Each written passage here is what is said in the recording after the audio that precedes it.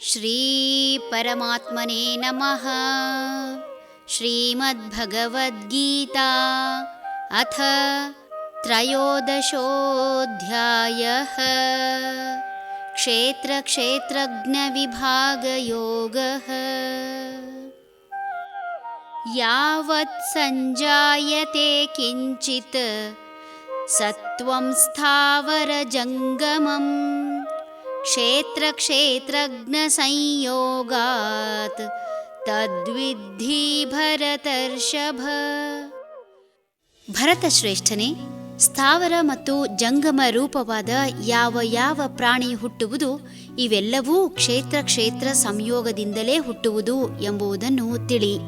ಒಂದೆಡೆ ಸ್ಥಿರವಾಗಿ ನಿಲ್ಲುವ ಮರಗಿಡಗಳಾಗಲಿ ಅಥವಾ ನಡೆದಾಡುವ ಜೀವಿಗಳಾಗಲಿ ಎಲ್ಲವೂ ಕಣ್ಣಿಗೆ ಕಾಣದ ಶಕ್ತಿ ಹಾಗೂ ಕಾಣುವಂತಹ ಶರೀರ ಇವೆರಡರ ಸಂಯೋಗದಿಂದಲೇ ಸೃಷ್ಟಿಯಾಗುವುದು. ಮರ, ಗಿಡ, ಪ್ರಾಣಿ, ಪಕ್ಷಿ, ಕ್ರಿಮಿಕೀಟಗಳು ಸಹ ಕ್ಷೇತ್ರ ಕ್ಷೇತ್ರಜ್ಞರ ಸಹಯೋಗದಿಂದಲೇ ಬದುಕುವುದು. ದೇಹ ಒಂದು ಜಡಜೀವಿ. ಈ ಪರಿಸರದಲ್ಲಿ ಉಳಿದು ಬೆಳೆಯಲು ಜಡಕ್ಕೆ ಚೇತನವಿಲ್ಲದೆ ಸಾಧ್ಯವಿಲ್ಲ. ತಾನು ದೇಹವಲ್ಲ ಶಕ್ತಿ ಎಂದು ತಿಳಿದರೆ ಮನುಷ್ಯ ಸಾಧನಾ ಮಾರ್ಗದತ್ತ ಮುಖ ಮಾಡಿಯಾನು.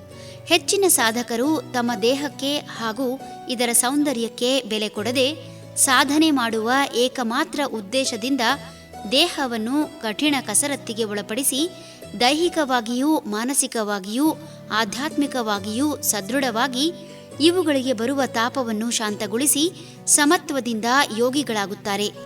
ತಪಸ್ಸಿನಿಂದ ಪಡೆದ ಅಪರಿಮಿತ ಜ್ಞಾನವನ್ನು ಸಮಾಜಕ್ಕೆ ನೀಡಿ ಸಮಾಜವನ್ನು ಉದ್ಧರಿಸುತ್ತಾರೆ.